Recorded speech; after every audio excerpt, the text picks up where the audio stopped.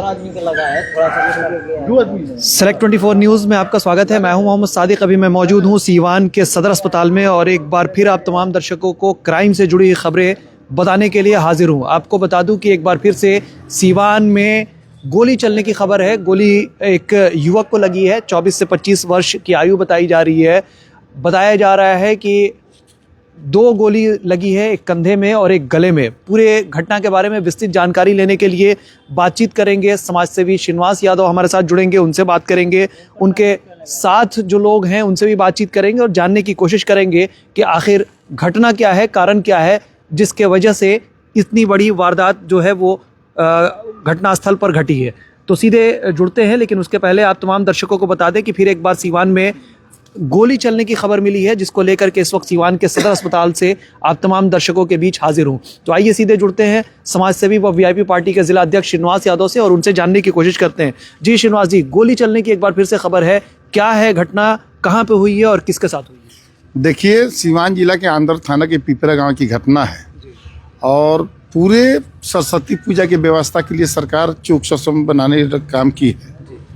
जहां पर थाना स्तर पर, जिला स्तर पर शांति समिति का बैठक हुआ था। हर जगह से रिपोर्ट मांगा जा रहा था कि कहीं पूजा हो रहा है, वहाँ कोई अप्रिय घटना घट रही, इसके लिए पूरे प्रशासन सजग थे। इसी दरमियान में निश्चित तौर पर अंदर के समय में हम लोग भी ध्यान आकृष्ट कराए थे। और आज पिपरा गांव में जब पूजा हो रहा था, 7 साढ़े 7 बजे जब पूजा हो रहा था, तभी ने उसी गांव के बगल के एक खेड़ाई गांव है, एक बड़वा गांव है, सटे सटे दोनों गांव है, और मोटरसाइकिल से सवार 2 अपराधी आते हैं और अंधाधुंध फायरिंग करते हैं, जिसमें 2 व्यक्ति को गोली लगा है। एक व्यक्ति है अरुण कुशवाहा, जो विजय कुशवाहा के लड़के हैं, उनका गर्दन में गोली लगा है, बाह में गोली लगा, गंभीर स्थिति है। उनको पटना हम लोग प्रथम सीवान में इलाज करा के पटना भिजवाने का प्रयास कर रहे हैं। और दूसरा व्यक्ति ओम प्रकाश जी है, जो इनको हल्का चोट लगा है, गोली छूते हुए निकल गया है, उनका अंदर इलाज चल रहा है। तो इसी परिस्थिति में अंदर में 2 घटना घट गई पूजा के दरमियान में। 1-2 दिन पहले बाजार में जाके गोली मारने का काम किया गया और दूसरी घटना आज पूजा के दरमियान में घटना हुआ है। तो इसी परिस्थिति में हम निश्चित तौर पर प्रशासन से मांग करते हैं कि जब इतना सजग रहते हुए भी अपराधी आके घूम के गोली मारता है, तो हमको लगता है कि कहीं ना कहीं अपराधी का मनोबल बढ़ते जा रहा है और प्रशासन का इकबाल दिन पर दिन खत्म होते जा रहा है। तो इसी परिस्थिति में सरकार की भी जिम्मेदारी बनती है और प्रशासन की जिम्मेदारी बनती है। और जिला पदाधिकारी और एसपी साहब से मैं मांग करूँगा कि अभी समय है, जितना भी इस तरह के लोग मनचलन है उसको चिन्हित करके अपने थाना, अपने तंत्र के माध्यम से उस व्यक्ति पर कार्रवाई किया जाए। नहीं तो आने वाले समय में इससे भी बड़ी घटना हो सकती है। अगर वैसे व्यक्ति पर अंकुश नहीं लगाया जाएगा तो दूसरे जगह का भी लोग का मनोबल बढ़ेगा, तीसरे जगह का मनोबल बढ़ने का काम होगा। तो इसी परिस्थिति निश्चित तौर पर अंकुश लगाने के लिए हम एसपी साहब से मांग करेंगे कि उस व्यक्ति को और विलंब गिरफ्तार किया जाए। और उन लोग के पूर्व में भी इतिहास रहा है, जिस तरह परिजन बता रहे हैं कि वो लोग दारू के व्यवसाय से जुड़े हुए, और जो व्यक्ति दारू से व्यवसाय से जुड़े रहते हैं वो निश्चित तौर पर कहीं ना कहीं प्रशासन के संपर्क में रहते हैं। ठीक है, हमारे साथ उनके गांव के कुछ लोग जुड़े हुए हैं, उनसे भी बातचीत करेंगे। क्या मामला था, क्यों गोली चल रही? सर, हमको तो काम पर से आए, पूजा का समय था, गोली अंधाधुंध चलाना चालू कर दिया, तो हमको छीटा भी पड़ा है। दिखाइए, बोलिए ना। हाँ बोलिए। तो हम लोग क्या उसका दिक्कत है, खुलिया आके ठीक बोले क्या दिक्कत है, प्रशासन से चाहे कुछ भी दिक्कत है, हम लोग पूजा के ठीक सम से है।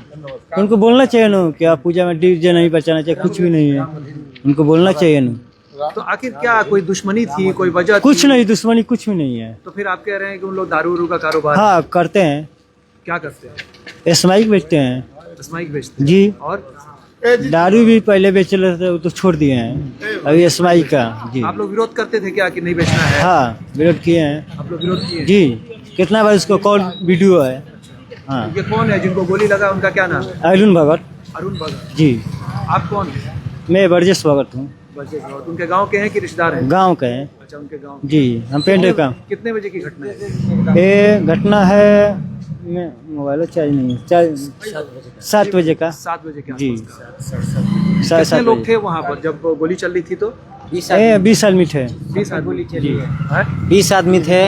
हम भी अनजान थे, वहाँ पूजा करने थे, हमारे पे भी गोली चली, हम हटे, थोड़ा सा बच गए। क्या बताएं आपसे, वहाँ धड़ धड़ गोली चलने लगी, हम लोग भाग चले इधर से। तो मतलब कुछ लोग नहीं बता पा रहे हैं कि आखिर कारण क्या है। क्या पता, हम लोग का कारण पता ही नहीं है तो क्या बताए। अब वहाँ पे हम लोग पूजा कर रहे थे, धड़ाधड़ गोली चल जाए, आप भी बताइए क्या कर सकते हैं हम लोग, क्या कर सकते हैं। खुद ब खुद आकर के लोग गोली चलाना। हाँ, हम लोग क्या करते हैं। पहचान हो गई है जो लोग गोली चलाए हैं? पहचान तो बोल रहे हैं लोग, पहचान हो गई है। क्या नाम है जो लोग गोली चलाए उनका? वही तो बता रहे हैं लोग, शायद सनी शायद नाम है। अब हम भी ध्यान नहीं देना, हम भागने में लगेगा। हम क्या नहीं- नाम था जी जो लोग गोली चलाए उनका क्या नाम था? सुनने में आया तो सनी गुप्ता नाम है सनी गुप्ता जी। एक बारवा का है, क्या नाम है उसका, वो भी है अंकित पाठक क्या नाम है अंकित पाठक जी। एक और है नेउर की, क्या नाम बोलते हैं वो गांव का, खनाई का, वो भी है। तो कहाँ पे ये घटना कहाँ पे घटी थी? पिपरा में है पिपरा में। जी। सरस्वती पूजा का जो ये था हाँ, उसी के आसपास हाँ उसी के आसपास, उसी मोड़ पे हुआ है। गोली चला के फिर वो लोग कहाँ चले गए? भागे गांव पे भाग गए वो लोग। जी। हम घर पे गए थे गाड़ी लगाने के लिए, तो मान चले गोली चल गया, तो गाड़ी निकल के तुरंत सीपुर गए हैं इलाज के लिए। सीपुर से रेफर कर दिए, अंदर है सरकारी में भी रेफर कर दिए सिवान के लिए, तो सिवान लेके आए हैं हम लोग। यहाँ आने के बाद डॉक्टर क्या बता रहे हैं? बोले पटना ले जाने के लिए पटना ले जाने। जी। तो जो लोग थे पुलिस को खबर किया आप लोगों ने? हाँ, कितना बार कॉल रिकॉर्ड है इसका, 112 का अंडर थाना का रिकॉर्ड है, किए हैं। मोबाइल चार्ज नहीं है तो सुना देते हैं हम लोग। पुलिस लोग आया था पुलिस? हाँ, थाना गई थी, प्रभाली गई थी अंडर थाना, 112 के भी भेजे हैं, तो 112 नहीं गए हैं। उसका मोबाइल में स्विच बोल रहा है तो भी नहीं जा रही है। तो क्या बोला पुलिस लोग से? बोले कि हम लोग गए थे, उसका कार्रवाई करेंगे हम जी। अब क्या मालूम करेंगे कि नहीं, वो भगवान जानते हैं। अच्छा, ये खाली खोखा है वो? हाँ, उसका खोखा है। खाली खोखा भी मेरे पास, मेरे पास खाली खोखा भी। तीन अच्छा, ये खाली खोखा आपको कहाँ से मिला? मैं वहीं स्थान पे मिला, जो मार के भागे थे ना, वहीं पे स्थान पे हमको मिला, तो मैं उठा कर रख लिया सबूत के तौर पे। रुकिए ना जी, हटाइए, हाथ हटाइए। सबूत के तौर पे मैं रख लिया कि इससे भी तो सबूत हो सकता है ना। ये खाली खोखा वहीं पे मिला? हाँ, वहीं पे उसी स्थान पे मिला। ठीक है, क्या नाम है आपका? क्या मेरा नाम मुकेश कुमार। मुकेश कुमार। मैं उनका हम लोग तो गाँव ही के हैं, लेकिन दोस्त हैं हम लोग, आजू बाजू के गाँव के हैं हम लोग। बिल्कुल। तो आप देख सकते हैं हाथ में इनके अभी 3 खाली खोखा है जो वहां घटनास्थल से बरामद हुआ है, और आप इसी से अंदाजा लगा सकते हैं कि 3 खाली खोखा जब इनके हाथ तक लगा है तो न जाने कई राउंड वहां फायरिंग हुई होगी, और उसी को लेकर के 2 लोग जो हैं गंभीर रूप से घायल बताए जा रहे हैं, जिसमें एक आदमी की स्थिति जो है वो बेहतर बताई जा रही है, लेकिन वहीं दूसरा व्यक्ति जो है जिंदगी और मौत से जूझ रहा है, जिसे सीवान से बेहतर इलाज के लिए रेफर कर दिया जाएगा, क्योंकि सीवान में इलाज होना संभव नहीं है। तो आप समझ सकते हैं कि इस वक्त जबकि पूरा देश इसके आज़ादी और स्वतंत्रता दिवस की शान में तिरंगा फहराने के लिए तैयार है, वहीं इस तरह से आपराधिक घटनाएं अगर होती है तो कहीं ना कहीं ये अपराधियों के लिए एक कहा जाए तो छूट है प्रशासन की तरफ से। प्रशासन भी लगातार कोशिश करेगी कि ऐसे जो खुलेआम घूमते हुए लोग हैं उन्हें कहीं ना कहीं चिन्हित करे और चिन्हित करके उनके खिलाफ कार्रवाई करे। तो इस वक्त की ये बड़ी खबर हम आपको सीवान सदर अस्पताल से बता रहे हैं, जहां क्राइम से जुड़ी खबरें हम आप तमाम दर्शकों तक पहुंचाने की कोशिश कर रहे हैं। 2 लोगों को गोली लगी है, जिनमें एक को मामूली चोट लगी है, लेकिन वहीं दूसरा व्यक्ति जो है वो गंभीर रूप से घायल है, और कई राउंड फायरिंग की जो सूचना मिली है, जिस तरीके से लोग बता रहे हैं कि कई राउंड जो है फायरिंग हुई है। सामने हाथ में उनके खाली खोखा भी मौजूद है जी। कितना मिलेगा कोई ठीक नहीं है, 3 खोखा मिले हैं जो है रात में, तो हमने गंभीर रूप से हम लोग लेकर भागे हैं। कितना खोखा मिलेगा भगवान जानते हैं, सुबह जो होने के बाद।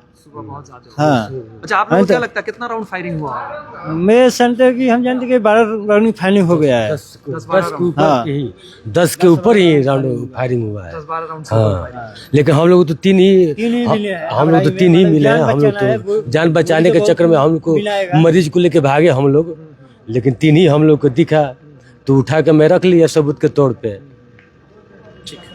तो आप देख सकते हैं हम एक बार बात भी करने की कोशिश करेंगे, जिन्हें गोली लगी है उनसे भी बातचीत करेंगे और जानने की कोशिश करेंगे कि वो क्या कुछ बता रहे हैं। लेकिन जिस तरीके से आपराधिक घटनाएं बढ़ रही हैं उससे लेकर के प्रशासन कहीं ना कहीं चिंतित है। लगातार सीवान में इस तरह की घटनाएं होती हैं, बावजूद उसके प्रशासन जो है बहुत हद तक उस पर कुछ कर नहीं पाती है। उसकी पीछे का वजह क्या है ये कहना तो मुश्किल है, लेकिन जिस तरीके से अपराधियों का मनोबल बढ़ा हुआ है ये कहीं ना कहीं प्रशासन के लिए चिंता का विषय है। तो लगातार आपको सीवान के सदर अस्पताल से ये खबरें हम आपको दिखा रहे हैं कि सीवान में एक बार फिर से गोली चली है और जिसमें 2 लोग घायल हैं, एक काफ़ी गंभीर रूप से घायल बताए जा रहे हैं, तो वहीं दूसरा जो है वो मामूली घायल है जिसका इलाज सीवान सदर अस्पताल में या आसपास के इलाके में कराया गया है। दूसरा जो है उसे रेफर कर दिया गया है चूँकि उसकी स्थिति गंभीर बनी हुई है। फिर मिलते हैं किसी नए अपडेट्स के साथ, तब तक हमारी पूरी टीम को दीजिए इजाज़त और देखते रहिए Select24 न्यूज़। हमारे यूट्यूब चैनल को सब्सक्राइब, लाइक, शेयर ज़रूर करें। साथ ही हमारे फेसबुक पेज को भी लाइक, शेयर, कमेंट करना ना भूलें और हमारे वेबसाइट www.select24news.in पर विजिट ज़रूर करें। धन्यवाद।